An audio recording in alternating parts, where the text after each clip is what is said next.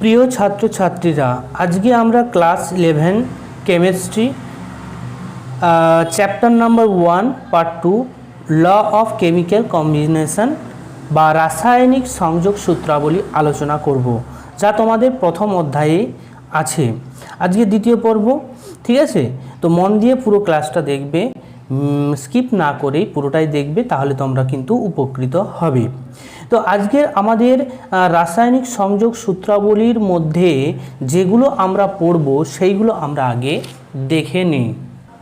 তাহলে প্রথমে আমরা জানব ভরের নিত্যতা সূত্র, তারপর জানব স্থিরানুপাত সূত্র, 3 নাম্বার হচ্ছে গুণানুপাত সূত্র, 4 নাম্বার মিথানুপাত সূত্র এবং 5 নাম্বার সর্বশেষ গেলুসাকের গ্যাস আয়তন সূত্র। অংশগুলো তোমরা কিন্তু পুরোটাই তোমাদের জেনে রাখা দরকার, কারণ আমরা বেসিক কেমিস্ট্রি জানছি।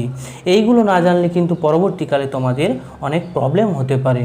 তাই তোমরা সময় নষ্ট না করে পুরোটাই ভালো করে দেখবে এবং ক্লাসের যে পিডিএফ তা কিন্তু তোমাদের ডিসক্রিপশন বক্সে দেওয়া থাকবে, তা সেখান থেকে সংগ্রহ করে নেবে। ওকে, তো আমরা প্রথমে শুরু করি। ভরের নিত্যতা সূত্র কি? ভরের নিত্যতা সূত্রটা হলো, দেখো যে কোনো একটা রাসায়নিক বিক্রিয়া যখন সংগঠিত হয়, সেই রাসায়নিক বিক্রিয়ায় দুটো অংশ অবস্থান করবে। এক হচ্ছে বিক্রিয়া চলাকালীন যে বিক্রিয়ক পদার্থ এবং বিক্রিয়ার পর উৎপন্ন যে বিক্রিয়াজাত পদার্থ, দুটো অংশ। ক্লিয়ার হলো? তো যে কোনো রাসায়নিক বিক্রিয়ার ক্ষেত্রে যদি বিক্রিয়কের যে মোট ভর, সেই ভরটা যদি বিক্রিয়ায় উৎপন্ন যে বিক্রিয়াজাত পদার্থ তার মোট ভরের সঙ্গে যদি সমান হয়ে যায়, তখন কিন্তু আমরা তাকেই বলবো ভরের নিত্যতা সূত্র। জিনিসটা কেমন, আমি আর সংজ্ঞাটা লিখছি না, ঠিক আছে? ধরলাম এ আর বি দুটো হচ্ছে বিক্রিয়ক, বিক্রিয়া করলো, বিক্রিয়া করার পর সি আর ডি বিক্রিয়াজাত পদার্থ উৎপন্ন হলো। এই এ বি কি? এ বি হচ্ছে বিক্রিয়ক, তাই তো? আর সিডি হচ্ছে বিক্রিয়াজাত পদার্থ।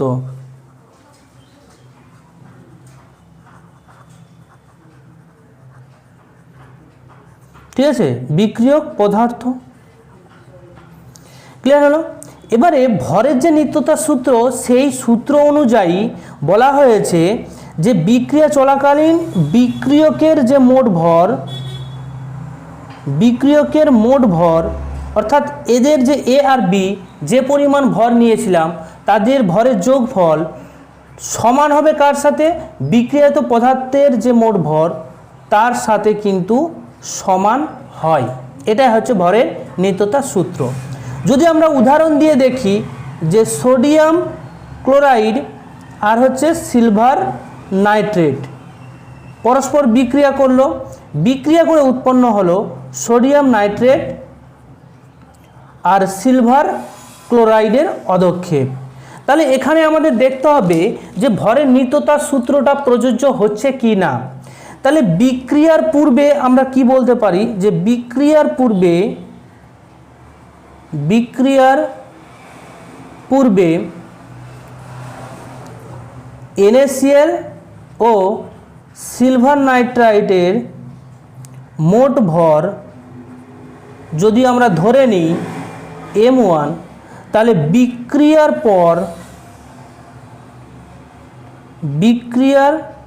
পরে উৎপন্ন যে বিক্রিয়াজাত পদার্থ সোডিয়াম নাইট্রেট ও সিলভার ক্লোরাইড এর যে মোট ভর, সেই মোট ভরটাকে আমরা M2 ধরে নিলাম।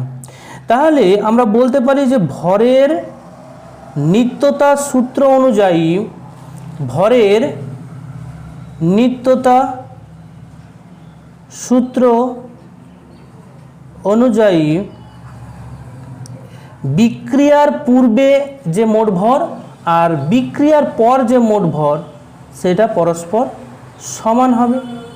এটাই হচ্ছে আমাদের কি ভরের নিত্যতা সূত্র বা ল অফ কনজারভেশন অফ মাস।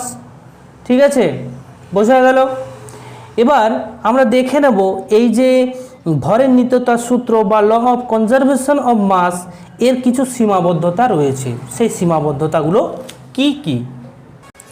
দেখো এর লিমিটেশনগুলো কি কি বা সীমাবদ্ধতা। আইনস্টাইনের যে আপেক্ষিকবাদ, যে শক্তি ও ভরের সমতুল্যতা যে সূত্রটা দিয়েছিলেন ই সমান এমসি স্কোয়ার, এটা তো আইনস্টাইনের আপেক্ষিকবাদ শক্তি ও ভরের যে সমতুল্যতা সূত্র, সেটা ই সমান এমসি স্কোয়ার। তো এই যে আপেক্ষিকবাদ থেকে আমরা যখন জানতে পারি যে শক্তি ও ভরের সমতুল্যতা, তো সেই যে শক্তি ভরের সমতুল্যতা অনুযায়ী যদি আমরা ভরের নিত্যতার সূত্রটাকে দেখি, তখন কিন্তু এই ভরের নিত্যতার সূত্র সঠিক হয় না। তাহলে আমরা কি বলতে পারবো, যে শক্তি ও ভরের সমতুল্যতা অনুযায়ী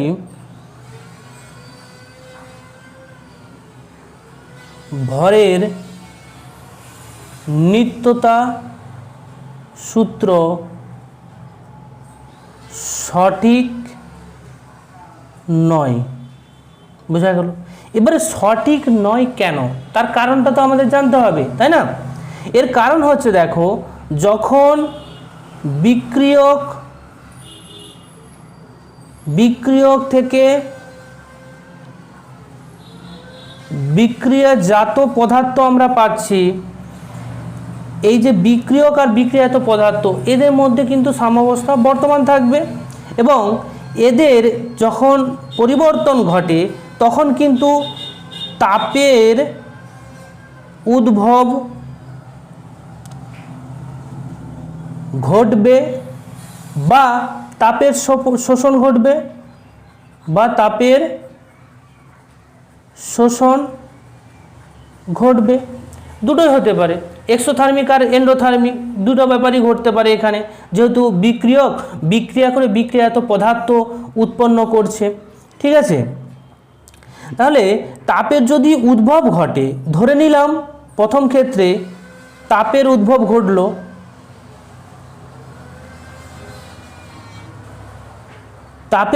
ঘটলো, সেই ক্ষেত্রে দেখো বিক্রিয়ায় বিক্রিয়াজাত পদার্থের পরিমাণ যে তুল্য যে পরিমাণ, সেটা কিন্তু হ্রাস পাবে। তাপের যদি উদ্ভব ঘটে তখন কিন্তু যে প্রোডাক্ট, আমি প্রোডাক্ট লিখে দিচ্ছি, বিক্রিয়াজাত পদার্থকে প্রোডাক্ট বলি, ঠিক আছে? তো সেই প্রোডাক্টের যে তুল্যাঙ্ক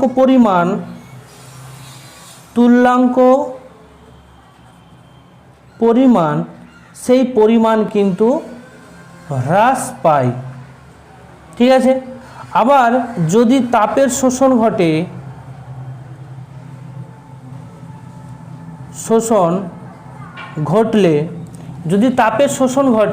সেই ক্ষেত্রে প্রোডাক্টের বিক্রিয়াজাত যে পদার্থ, তার পরিমাণের তুল্যতা বা তুল্যাঙ্ক পরিমাণ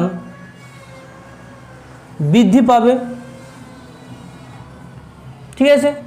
তো এই তাপের উদ্ভবে বিক্রিয়াজাত পদার্থের পরিমাণ, তুল্যাঙ্ক পরিমাণ হ্রাস পাচ্ছে, আবার তাপের শোষণে বিক্রিয়াজাত পদার্থের যে তুল্যাঙ্ক পরিমাণ সেটা কিন্তু বৃদ্ধি পাচ্ছে।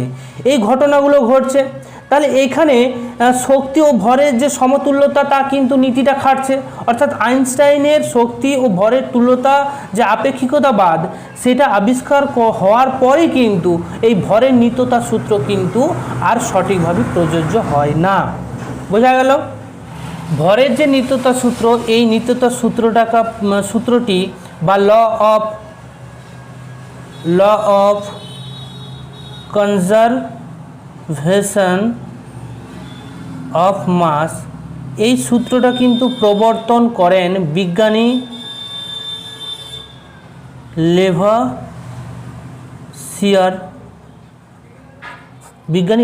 কিন্তু এই সূত্রটার প্রবর্তন করেন, জাস্ট এটা জেনে রাখুন। এরপর আসছে স্থিরানুপাত সূত্র। দেখো, স্থিরানুপাত সূত্র বা ল অফ কনস্ট্যান্ট প্রপোর্শন, এই সূত্রটির প্রবর্তন করেন বিজ্ঞানী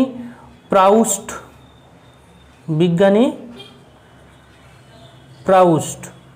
ঠিক আছে? তো এই স্থিরানুপাত সূত্রের ঘটনাটা কি?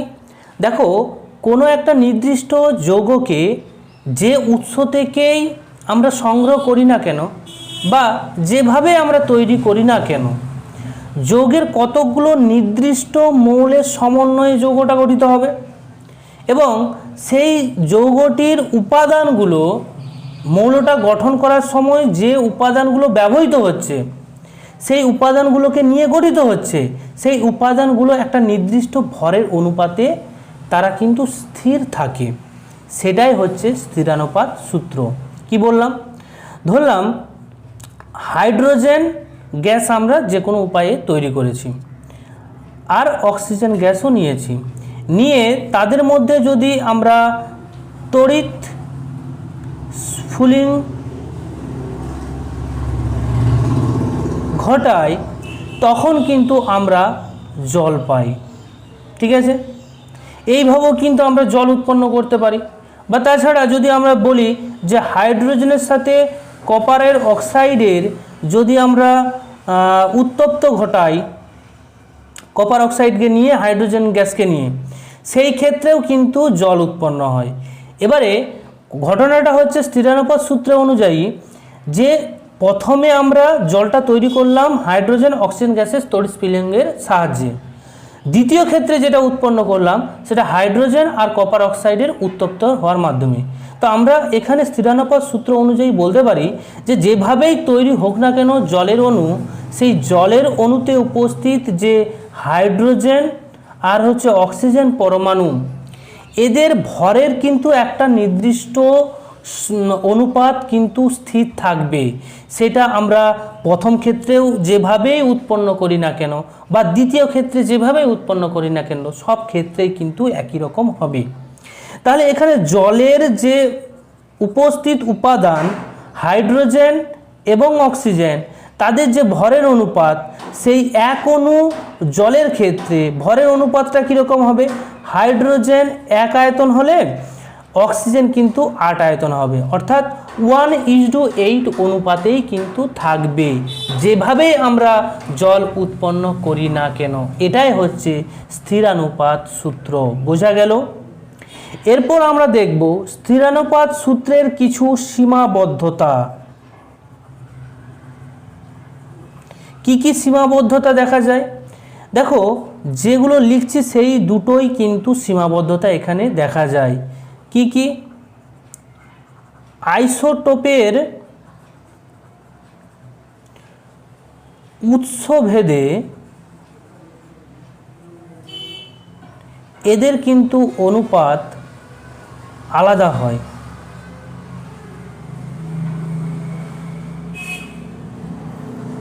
আইসোটোপ বিভিন্ন জায়গা থেকে আমরা তার পেয়ে থাকি এবং সেই আইসোটোপের ভিত্তিতে কিন্তু এদের অনুপাতটা কিন্তু আলাদা হয়ে যায়। তখন কিন্তু স্থিরানুপাত সূত্রের কিন্তু আমরা ব্যাখ্যা দিতে পারি না। দ্বিতীয়ত হচ্ছে নন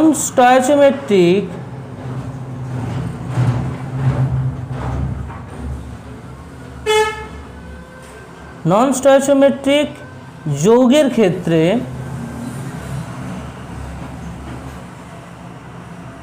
এই স্থিরানুপাত সূত্রটি প্রযোজ্য হয় না।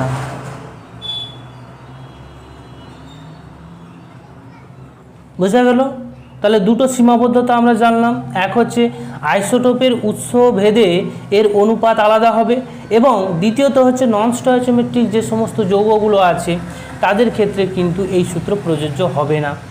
বোঝা গেল? এরপর আমরা আসছি গুণানুপাত সূত্র, ল অফ মাল্টিপল প্রপোর্শন। তো এই সূত্রটি বিজ্ঞানী ডাল্টন প্রথম প্রবর্তন করেন। ঠিক আছে? তো এই সূত্রটা কি? এই সূত্রে বলা হয়েছে যে দুটো মৌলের যখন রাসায়নিক সংযোগে আমরা 2 বা ততোধিক যৌগের উৎপন্ন ঘটাই, তখন কিন্তু মৌলের একটা নির্দিষ্ট ভরের সঙ্গে অপর একটা মৌলের নির্দিষ্ট ভরের যে ভিন্ন ভিন্ন ভর যুক্ত হয়ে তোমার বিক্রিয়াত পদার্থ উৎপন্ন করে, এবং সেই ভরগুলির মধ্যে একটা কিন্তু সরল যে অনুপাত বর্তমান, সেটাকেই কিন্তু আমরা গুণানুপাত সূত্র বলবো। তো গুণানুপাত সূত্রটা তোমাদের ক্ষেত্রে হয়তো বুঝতে অসুবিধা হচ্ছে, তাই আমি এর যে সূত্রটি সেটা কিন্তু লিখে নিই, তারপর জিনিসটা বলে দিচ্ছি। দেখো, দুটি মৌল যখন রাসায়নিক বিক্রিয়ার সংযোগে যখন 2 বা ততোধিক যৌগের উৎপন্ন হয়, তখন একটি মৌলের নির্দিষ্ট ভরের সঙ্গে অপর একটা মৌলের যে ভিন্ন ভিন্ন ভরের যুক্তি ঘটে বা যুক্ত ঘটে, সেই ভরগুলির মধ্যে একটা সরল অনুপাত বর্তমান থাকবে। ঠিক আছে, এখানে কি বলতে চাইলো উদাহরণ না দেখলে বুঝতে পারবে না। যেমন আমরা ইথেন নিলাম, ইথিলিন নিলাম, আর হচ্ছে অ্যাসিটিলিন নিলাম। ঠিক আছে, এবারে দেখো যখন আমরা ইথেন নিয়েছি তখন হাইড্রোজেন ভরের যদি অনুপাত দেখি, হাইড্রোজেন পরমাণুর যে ভরের অনুপাত, সেই অনুপাতটা যদি আমরা তুলনা করি এই তিনটার মধ্যে, প্রথমের ক্ষেত্রে হাইড্রোজেন পরমাণুর ভর হচ্ছে 6, দ্বিতীয় ক্ষেত্রে ইথিলিনের ক্ষেত্রে 4, অ্যাসিটিলিনের ক্ষেত্রে হচ্ছে 2। ঠিক আছে, এবার এদের সরলীকরণ করলে পাই আমরা 3:2:1, অর্থাৎ এখানে দুটো রাসায়নিক সংযোগ ঘটে 2 বা ততোধিক বিক্রিয়াতে পদার্থ উৎপন্ন হলো, এবং বিক্রিয়া যখন ঘটলো তখন নির্দিষ্ট ভরের যে মৌলগুলো নির্দিষ্ট ভরের অপর একটা মৌলের ভিন্ন ভিন্ন ভরের সঙ্গে যুক্ত হয়েছে। এখানে হাইড্রোজেন 6 ভর যুক্ত হয়েছে, এখানে হাইড্রোজেন 4 ভরের, এখানে 2 ভরের যুক্ত হয়ে কিন্তু তারা কিন্তু গঠন করেছে ভিন্ন ভিন্ন যৌগ। তাহলে এখানে হাইড্রোজেন ভরের অনুপাত কিন্তু হয়ে যাবে 3:2:1, অর্থাৎ ছোট পূর্ণ সংখ্যার অনুপাতে তারা কিন্তু পরস্পর যুক্ত থাকে। ওকে, তো এটাই হচ্ছে আমাদের গুণানুপাত সূত্র। এবারে গুণানুপাত সূত্রের সীমাবদ্ধতা রয়েছে, সেই সীমাবদ্ধতাও আমাদের জানতে হবে। সীমাবদ্ধতা কি? দেখো, দুটি মৌলের পারস্পরিক মিলন যখন অধিক সংখ্যক যৌগ গঠন করে বা যৌগগুলি যখন সরল প্রকৃতির না হয়ে অন্যরকম প্রকৃতির হয়, তখন কিন্তু এই গুণানুপাত সূত্রের কিন্তু আমরা ব্যাখ্যা দিতে পারি না।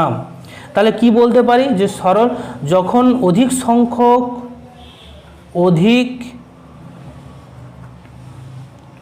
সংখ্যক পদার্থ উৎপন্ন হলে এবং তারা যদি সরল প্রকৃতির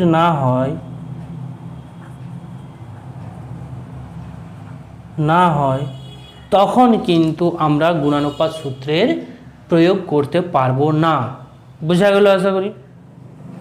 এরপর আমরা দেখব মিথানুপাত সূত্র, ল অফ রেসিপ্রোকাল প্রপোর্শন। তো এই মিথানুপাত সূত্রে জিনিসটা কি বলতে চেয়েছে, সূত্রটা কি, সেই সম্পর্কে আগে আমরা লিখে নিই, তারপর জানছি।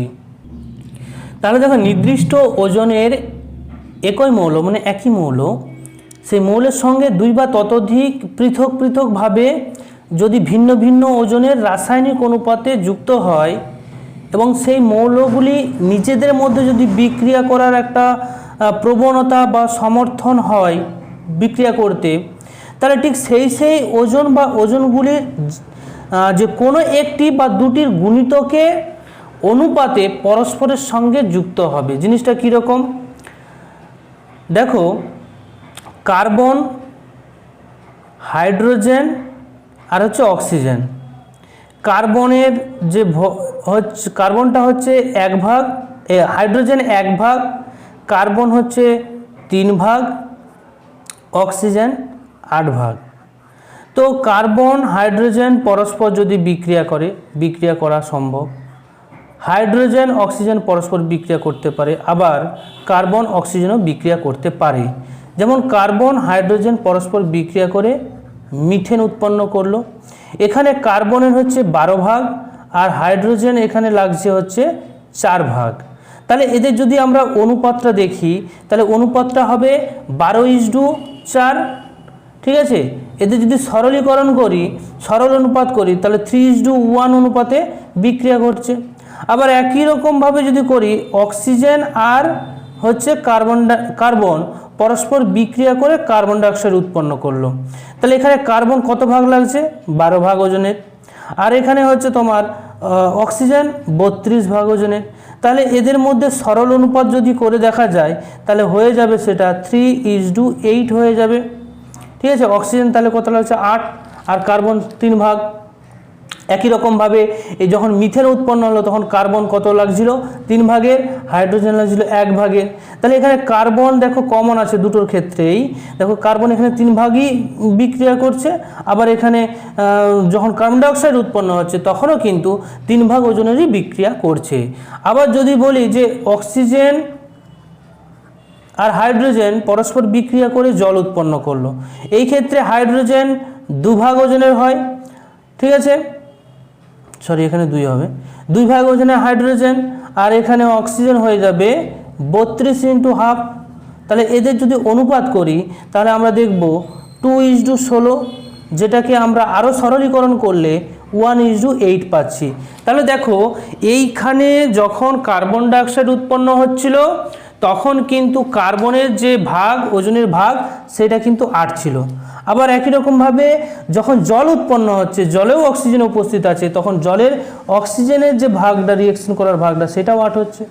আবার এখানে দেখো হাইড্রোজেন যখন জল উৎপন্ন করছে তখন 1 ভাগের বিক্রিয়া করছে, এইখানে যখন মিথেন উৎপন্ন হচ্ছে তখনও কিন্তু 1 ভাগ উৎপন্ন হচ্ছে। আবার একই রকমভাবে বলতে পারি কার্বনের যে ভাগ মিথেন উৎপন্ন করার সময় 3 ভাগ, আবার এখানে কার্বন যখন কার্বন ডাইঅক্সাইড উৎপন্ন করছে তখনও 3 ভাগ। তাহলে এখান থেকে কি বুঝতে পারছি যে তারা এক বা একাধিক যখন যৌগগুলো পরস্পর বিক্রিয়া করে তাদের একটি বা দুটির গুণিতকের অনুপাতে পরস্পর তারা কিন্তু বিক্রিয়াটা সম্পূর্ণ করে, তারা কিন্তু গুণিতকের অনুপাতে পরস্পরের সঙ্গে যুক্ত হয়, এটা মাথায় রাখবে। ঠিক আছে, এদের সংখ্যাটা হয়তো বাড়বে, সেটা গুণিতকের সংখ্যা বাড়বে, কিন্তু এদের সরল যে তোমার অনুপাত সেটা কিন্তু ফিক্সড থাকবে। যেমন হাইড্রোজেন 1 থাকবে, অক্সিজেনের 8 থাকবে, আর হচ্ছে কার্বনের 3 থাকবে, এটা সবসময় বজায় থাকবে। এটাই হচ্ছে মিথানুপাত সূত্র। বোঝা গেল? পরবর্তী যে সূত্রটা আমরা শেষ সূত্র আজকের ক্লাসের শেষ যে পোর্শন, সেটা হচ্ছে কি গেলুসাকের গ্যাস আয়তন সূত্র। এই গেলুসাকের গ্যাস আয়তন সূত্রটা কি তা আগে আমরা সংজ্ঞাটা দেখি, তারপর তার ব্যাখ্যাটা আমরা করব। দেখো একই চাপ এবং উষ্ণতা যদি থাকে তাহলে 2 বা ততোধিক গ্যাসীয় পদার্থ পরস্পর বিক্রিয়া করে যদি বিক্রিয়াত পদার্থ উৎপন্ন করে, ঠিক আছে, তাহলে এই যে 2 বা ততোধিক গ্যাসীয় পদার্থ রাসায়নিক বিক্রিয়া যখন করছে তখন তারা যদি গ্যাস হয় এবং তাদের যে একটা সরল অনুপাতে যুক্ত হয়, সেই সরল অনুপাতটা কিন্তু ওই বিক্রিয়াত পদার্থ যেটা, সেই বিক্রিয়াত পদার্থ যদি গ্যাসীয় হয় তাদের আয়তনের সঙ্গে কিন্তু সরল অনুপাতে থাকবে। এটাই হচ্ছে গেলুসাকের আয়তন সূত্র। বোঝা গেল? যেমন ধরলাম নাইট্রোজেন গ্যাস আর হচ্ছে হাইড্রোজেন গ্যাস, এরা দুজনেই হচ্ছে বিক্রিয়ক, আর এই বিক্রিয়ক কী হবে গ্যাসীয়। এরা বিক্রিয়া করে অ্যামোনিয়া গ্যাস উৎপন্ন করলো। ঠিক আছে, এখানে বিক্রিয়াত পদার্থও কিন্তু গ্যাস। তাহলে এখানে নাইট্রোজেন, হাইড্রোজেন আর অ্যামোনিয়া এইগুলো সবকটাই গ্যাস, আর গ্যাস হওয়ার জন্য এদের যে আয়তনের অনুপাত সেই অনুপাতটা কেমন? দেখো এখানে নাইট্রোজেন 1 আয়তনের বিক্রিয়া করেছে, হাইড্রোজেন 3 আয়তনের, এবং অ্যামোনিয়া যে উৎপন্ন হলো সেটা 2 আয়তনের। এইটা কিন্তু এই যে অনুপাত, এই অনুপাতটা কিন্তু পূর্ণ সংখ্যার সরল অনুপাত, পূর্ণ সংখ্যার সরল অনুপাত। বোঝা গেল? তাহলে উষ্ণতা এবং চাপ যদি একই হয় সেই ক্ষেত্রে তাদের বিক্রিয়ক আর বিক্রিয়াত পদার্থ দুজনেই যদি গ্যাস হয় তাহলে সরল অনুপাতে তারা তাদের আয়তনটাকে বজায় রাখবে। বোঝা গেল?